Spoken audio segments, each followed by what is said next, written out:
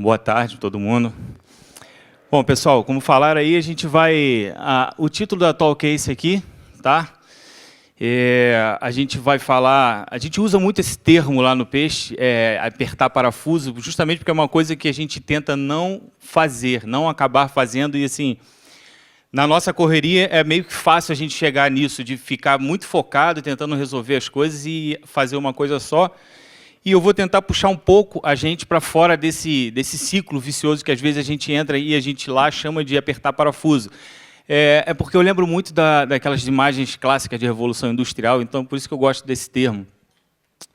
Sempre que a gente está junto, pensando em resolver problemas, a gente tenta sempre espalhar as atividades de um jeito e programar, fazer nossos planos, sempre pensando de um jeito que continue sendo dinâmico, bom e útil e que todo mundo fique feliz, inclusive quem não é diretamente desenvolvedor. Tá? Então, assim, também tem muito a ver essa talk com a nossa interação com outros times.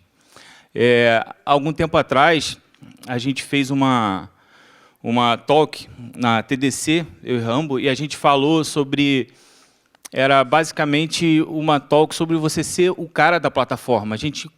Essa seria mais ou menos uma parte 2 dessa talk, tá? Um pouco mais técnica, talvez. Tá? Bom, tá aí, eu sou Daniel Bonates, o pessoal me conhece como Bonates, se falar Daniel, não, só pode haver um. Então, pode me chamar de Bonatti. Se você procurar Daniel lá no Peixe Urbano, vão te apontar um monte, mas o Bonatti vão te apontar para mim. Eu botei essa frase porque é importante. Eu sou pai de 3 filhos, marido, eu adoro eletrônica, eu gosto muito, curto. Inclusive, estou feliz de estar em São Paulo, porque São Paulo tem muito mais coisa para você levar de eletrônica do que em Floripa. É muito mais fácil achar as coisas. E aí coloquei também esse developer desde 94, porque assim, é quase uma credencial, entre aspas, tá? Porque eu, pelo menos, não consigo imaginar um cara que está desde 94 fazendo desenvolvimento que não tem alguma coisa para falar. Então, eu espero, desde 94 para cá, trazer alguma coisa útil para vocês. Tá?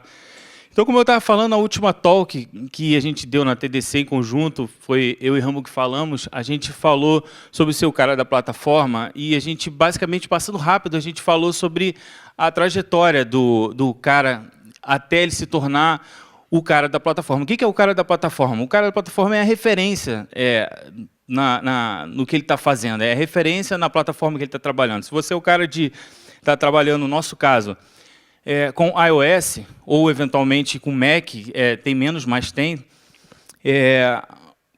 Quando alguém pensar na plataforma que você trabalha nela, em que você atua, o cara da plataforma ele é referência. Então, por exemplo, se você chega no Peixe e alguém lá quer saber qualquer coisa sobre Apple, ele tem que pensar no Rambo, no Letro, no Pedro, no Diego é Android, né? Filtrado. Então, assim, aí a gente meio que passou, assim, vou passar aqui rapidamente, esses são slides até daquela talk, assim, a gente traçou, assim, grandes breakpoints, né, se a gente pode dizer assim, na nossa carreira, né, até a gente chegar no cara da plataforma. Aí a gente tem a primeira fase, que é de programador, que foi aquela de 94, quando eu entrei numa loja lá, uma livraria na periferia do Rio de Janeiro, em Campo Grande, onde o computador é uma coisa rara, e eu pedi um livro de programação. Aí rolou uma discussão lá entre os vendedores do balcão da livraria e alguém chegou com 2 livros, era Programando em C e um tijolo de Turbo Assembler. Era tudo que tinha. Então, foi como eu comecei. Tá? Naquele tempo, eu era um programador. E assim, a gente começa a entrar num ecossistema de desenvolvimento e aí, em algum momento, você se descobre um resolvedor de problemas, porque você sai do código naturalmente e começa a ter que pensar, as coisas vão evoluindo na sua carreira e você começa a ter que pensar em soluções. A gente viu isso aqui o dia inteiro. Várias soluções em cima da mesma plataforma. Então, você deixa de ser um simples programador, você já começa a abstrair as coisas, é onde começa a nascer a abstração. Opa, por spoiler. Aí você já vira um desenvolvedor, quer dizer, as soluções para aquela plataforma, geralmente, elas as pessoas que precisam de soluções naquela plataforma vão começar a apontar para você. E aí você já é um desenvolvedor que é mais ou menos um resolvedor de problemas. E, por fim, o cara da plataforma. O objetivo, e eu acredito, é o que a gente prega muito dentro do Peixe, dos times lá, é que, assim, se alguém pensar em mobile, tem que pensar no time mobile em ter essa resposta, em ter uma solução. Eu quero saber como que a Apple pensa sobre navegação, sistema de navegação, que tipo de coisa eu posso usar? O cara do UX precisa evoluir a tela do aplicativo. Quem que ele vai procurar? Ele pode estudar os guidelines, mas ele tem que contar com a gente. Isso é ser o cara da plataforma. A gente não vai programar, a gente não vai pedir que ele programe, a gente vai programar, mas a gente tem que ter uma instrução para dar para ele por onde seguir esse caminho. Então, seria o cara da plataforma. A gente falou também na época dos 3 clientes, eu estou voltando, né, cara? Que seria o usuário, o owner e o time dev em si. Né? Na época, a gente até modifiquei que a gente tinha falado que é você mesmo. Você tem 3 clientes sempre para o que você está fazendo. Você tem o usuário, você tem que fazer isso para o usuário, nem que seja você. A gente tem o owner, que é o dono da empresa, é o dono do negócio, é o cara que está preocupado com o que aquilo vai gerar de números, com os analytics da vida. E a gente tem você e o seu time que trabalha nisso. Então, são 3 clientes. Tá? Para o sucesso de um produto, os 3 têm que estar felizes. Aí a gente até teve a gente chamou de perguntador tangente na época. Mas eu fiz um app sozinho, eu fiz o design, fiz não sei... Continua sendo a mesma coisa. Você atuou em 3 áreas, você foi 3 em 1. Tá? É o one-man band, né, que a gente chama. O cara fez tudo, mas continuam 3. Então, os 3 papéis sempre vão determinar o resultado. Se você fizer alguma coisa, e isso acontece, cara, eu não tive tempo de trabalhar no design, vai ficar ruim em algum ponto, entendeu? Alguma coisa vai determinar a parte que você não gostou do que você está fazendo. Tá? Bom, aí agora eu vou começar a falar um pouco da nossa experiência no peixe urbano. Tá? Basicamente, para eu chegar na parte mais técnica, tá mais de solução fora do Xcode, eu vou precisar passar um pouco da história. Pelo seguinte, a gente teve um ano, os 2 últimos anos foram bastante intensos lá, e a gente viveu muita experiência, aprendeu coisa pra caraca. Então, para eu chegar em algumas coisas que a gente anda fazendo hoje em dia para resolver os nossos problemas, eu vou puxar uma história, fazer uma timeline rápida.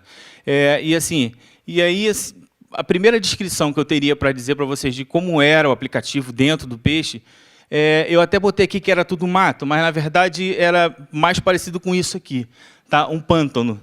Pelo seguinte, aí você vai pensar, pô, é pior? Não, na verdade, não, é até melhor, porque no pântano tem muito mais, acontece muito mais coisas, a gente tem muito mais vida dentro do pântano, o ecossistema é muito mais complexo, muito mais bichinhos se alimentando e tal. Mato não, né? Mato tem grilo, tem pouquinha coisa. Enfim, aqui acontece muito mais coisa, só que você não consegue construir nada aqui. Aqui fica difícil. Então, assim, a gente chegou, como a maioria das empresas, saindo de uma fase inicial de startup, de lançar o produto, numa situação parecida com essa aqui. E isso gerou para a gente alguns desafios. A gente estava num caminho de crescimento muito grande, e são muitos planos, e aí são muitos times participando. A gente precisava gerar alguma coisa que fosse escalável, que crescesse, que alguém chegasse com uma ideia de negócio e a gente pudesse implementar no app. Principalmente, uma coisa que meio que quase que agoniava a gente a Apple vai fazer uma keynote e vai lançar um recurso novo, a gente precisa implementar isso, nosso app precisa ter capacidade de implementar isso.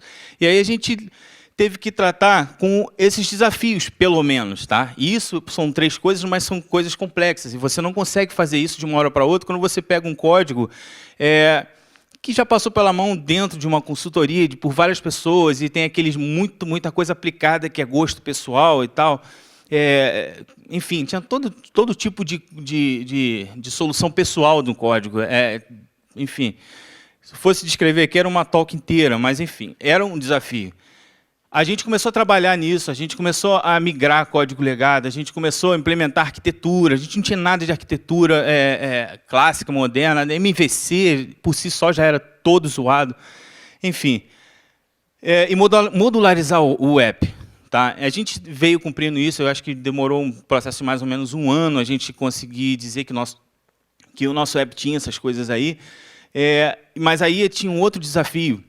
a gente precisava fazer isso de uma forma madura. O app continua, o peixe urbano continua crescendo, continua evoluindo, as coisas, o negócio continua acontecendo, e a gente precisava respeitar esse crescimento. Então, enquanto a gente ajeitava aquele pântano, a gente tinha que manter a evolução do app paralelo. E isso é sempre um desafio, isso é sempre uma reclamação. Tem gente que chega e fala, às vezes, a gente já ouviu de tudo, até de reescrever o app, essas coisas todas que, na verdade, não existem no mundo real.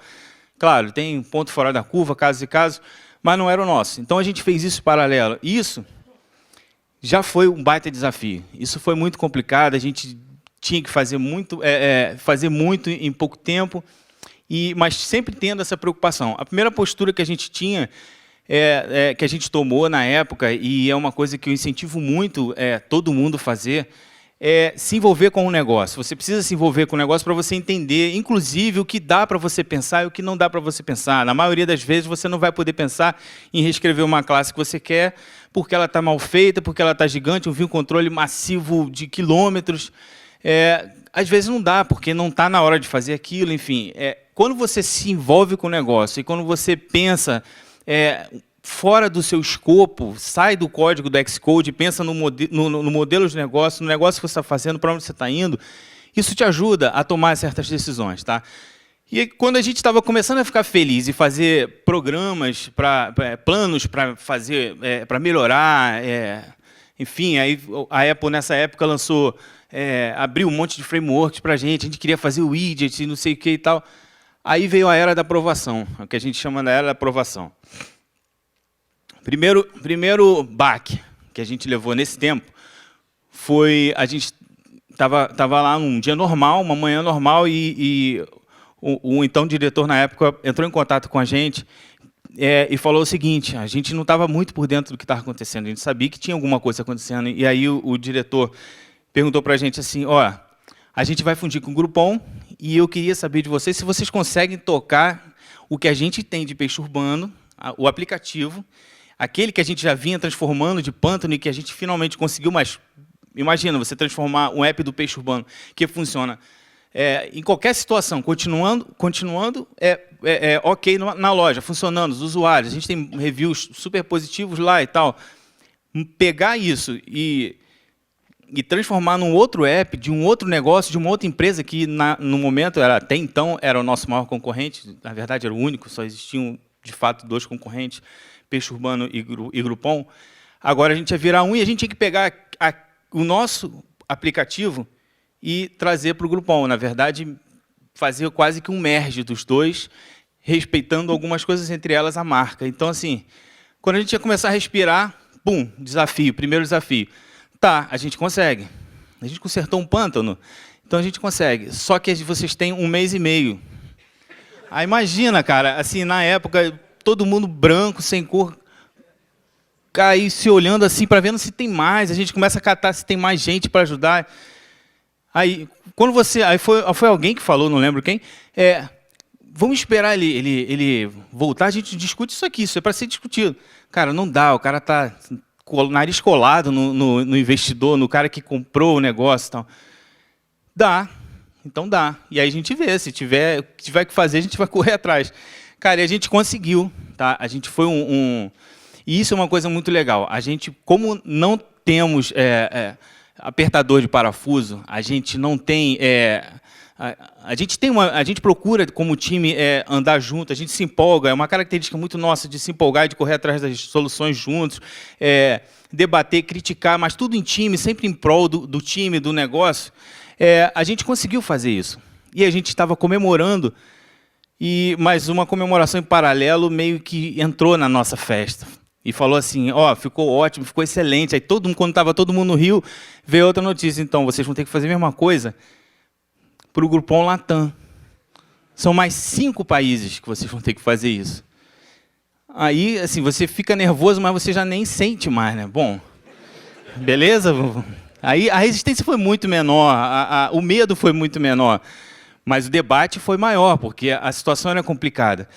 E assim a gente foi vivendo, a gente conseguiu, evoluir, obviamente com variações, tem muita coisa que acontece no meio do caminho, e a gente foi desenrolando o aplicativo, já tinha o Groupon Brasil, Peixe Urbano, já tinham evoluído, já estavam num nível estável lá, estava tudo bonito, os reviews milhares, e a gente super feliz. Então, a gente se preocupa menos com isso e foca nos 5 países. Complicado, porque são muitas regras, muitas diferenças, e não esquece que não é só aplicativo, o aplicativo é quase um front-end, a gente lida com banco de dados, então é uma integração gigante, é um absurdo.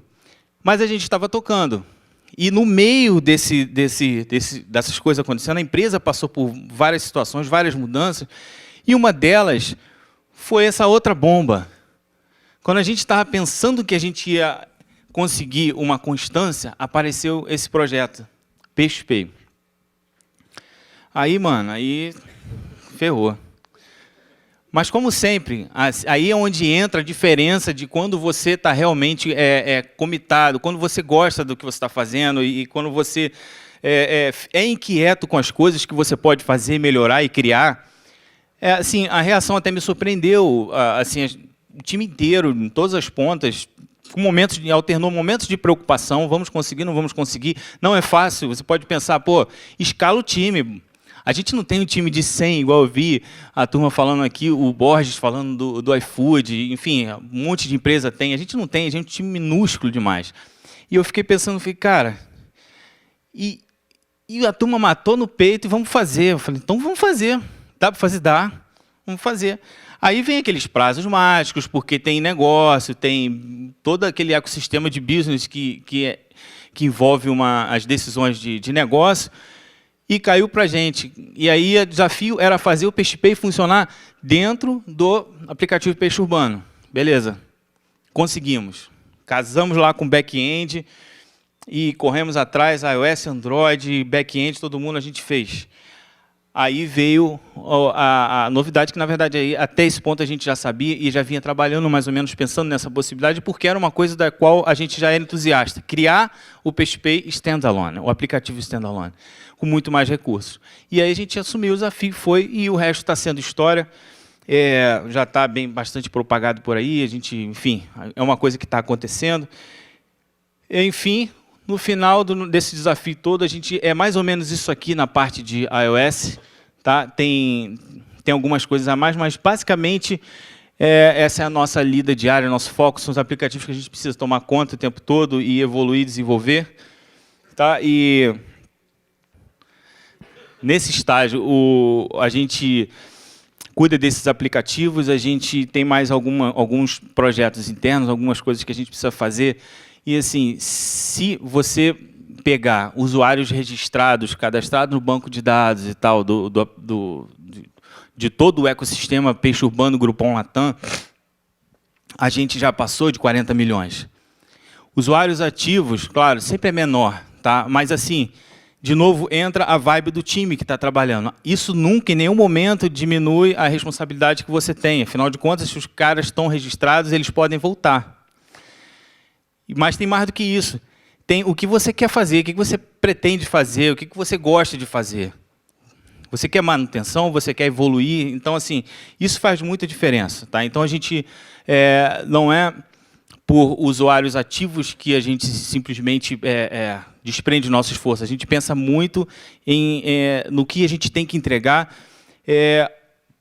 Todos os números que a gente coleta são consideráveis, são relevantes em termos de impacto social. Então, assim, cada commit que a gente dá, a gente pensa muito, a gente passa por mãos o trabalho de todo mundo. A gente tem um workflow de trabalho que, assim, mais de uma pessoa sempre está responsável, pelo menos 2, são sempre, no mínimo, 4 mãos entregando as coisas. Então, assim, a gente não diminui em nenhum momento a responsabilidade que a gente tem pelo número de usuários. A gente continua a nossa vibe, tá? Aí nesse ponto, eu vou começar a falar um pouquinho de algumas demos e casos mais práticos, né?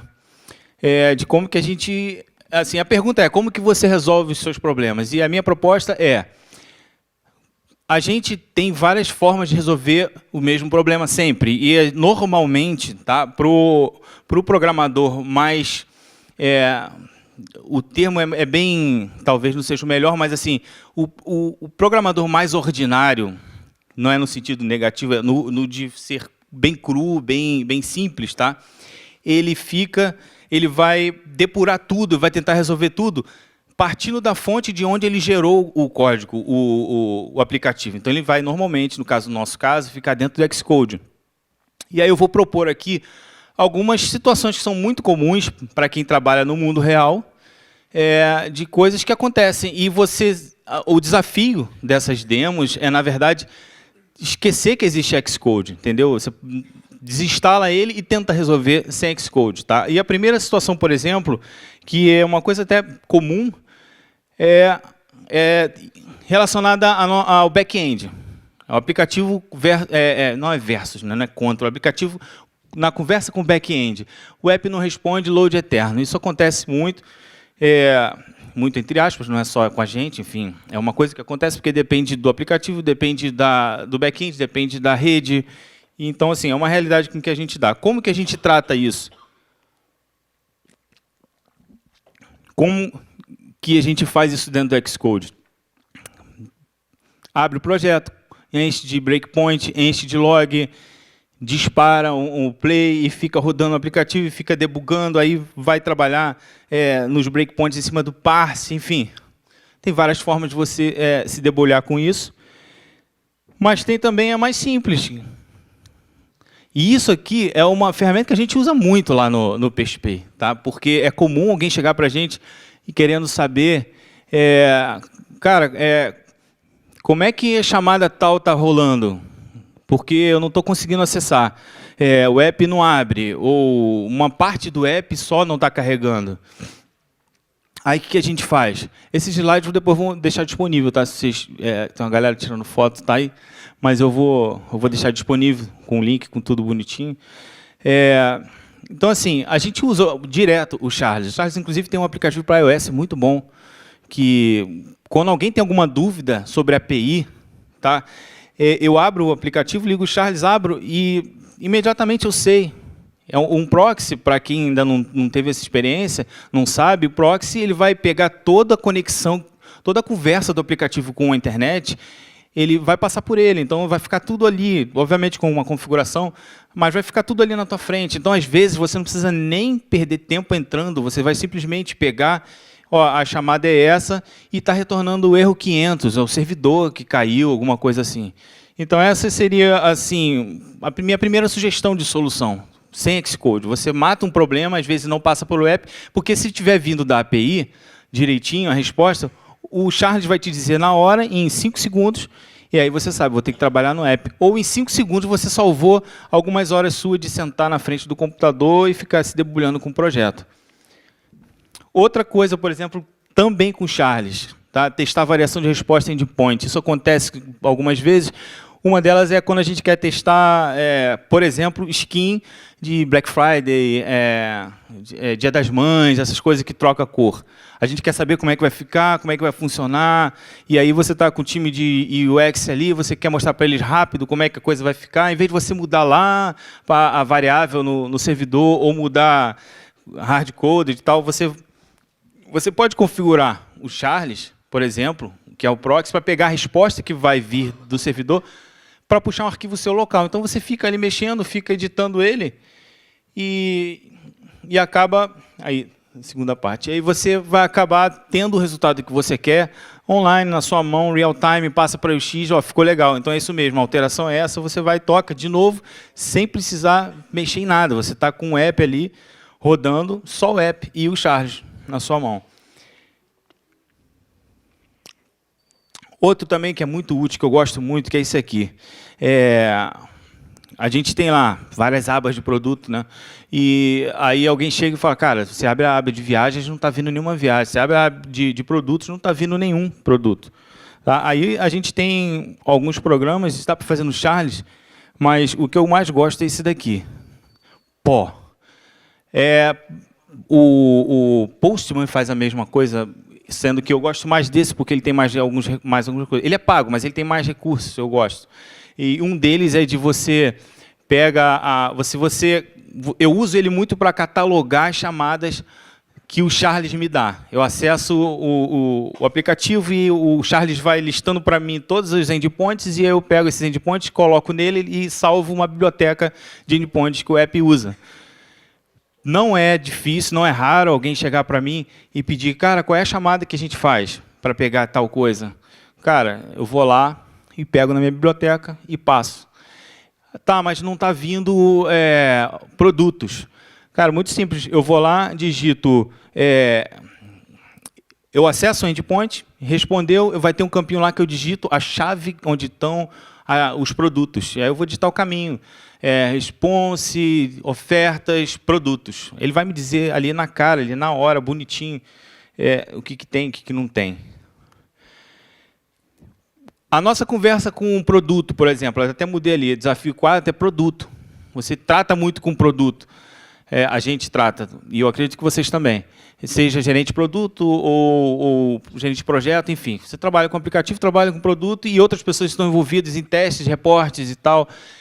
A gente usa muito isso lá.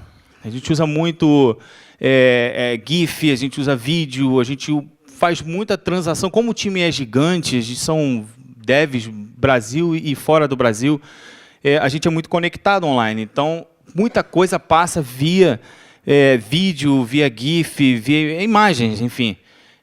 E aí a gente usa essa ferramenta aqui, eu particularmente, é muito pessoal, tá? Outros devs usam outras coisas, mas a ideia não é que você tenha uma solução única e absoluta, mas eu gosto muito desse aqui, porque eu crio nele, por exemplo, um vídeo como esse aí, ó, um vídeo como esse aí que eu criei ele no iTunes, no QuickTime, o QuickTime me dá 13 megas nesse vídeo. E aí eu crio aqui uma funçãozinha que eu tenho lá, que é chamada compress, que eu jogo isso no meu, não alias, não, no meu profile lá do meu terminal, e eu gosto muito de usar terminal. Então, assim, na hora que eu preciso, que eu gerei aquele vídeo, eu uso esse comando naquele arquivo, e ele vai me gerar, olha a diferença de tamanho que ele me dá. E aí eu pego esse arquivo e jogo para quem precisa dar uma olhada, saber, geralmente no Gira, um ticket no Gira, alguma coisa assim. Tem esse aqui, quando eu preciso de GIF, ele gira o GIF para mim também. O tamanho desse GIF fica aí razoável, dependendo do que você vai mostrar, é suficiente. E aí eu tenho, por exemplo, outra solução, a outra proposta. Essa aqui já é mais genérica, é mais direto com dev. Você tem o seu amigo que voltou de férias, saiu de férias e você chegou de férias, aí você tem 200 mil commits lá que ele fez, o seu projeto, e em algum momento, alguma funcionalidade que ninguém percebeu, nenhum teste pegou, sei lá, favoritos. Você vai favoritar uma oferta, não está favoritando a oferta, e ninguém percebeu isso está em produção, e você só sabe a partir de que versão isso parou de funcionar. Em algum momento, na verdade, você sabe que em algum momento em qual versão estava funcionando.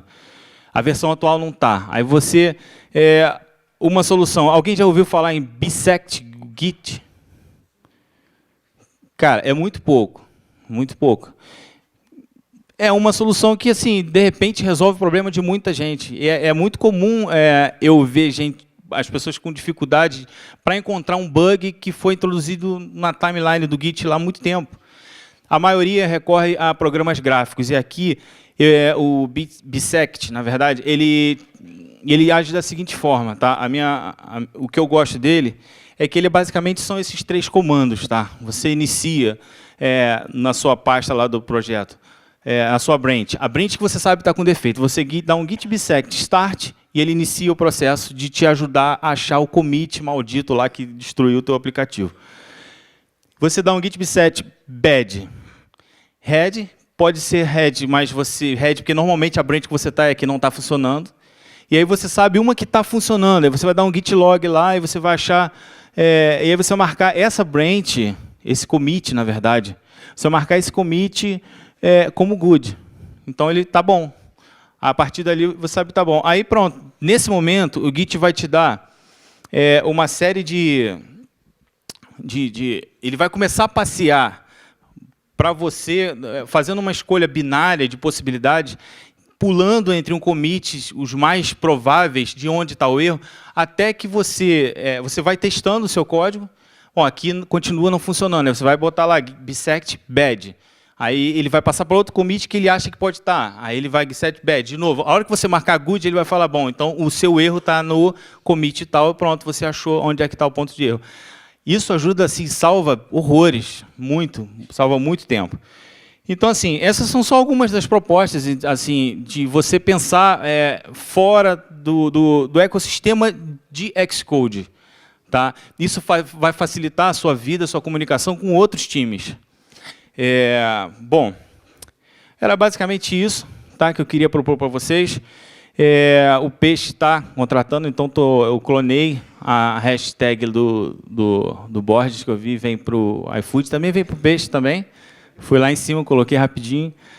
E é isso, gente. Obrigado, tá? Obrigado mais uma vez pela atenção, oportunidade, pela água.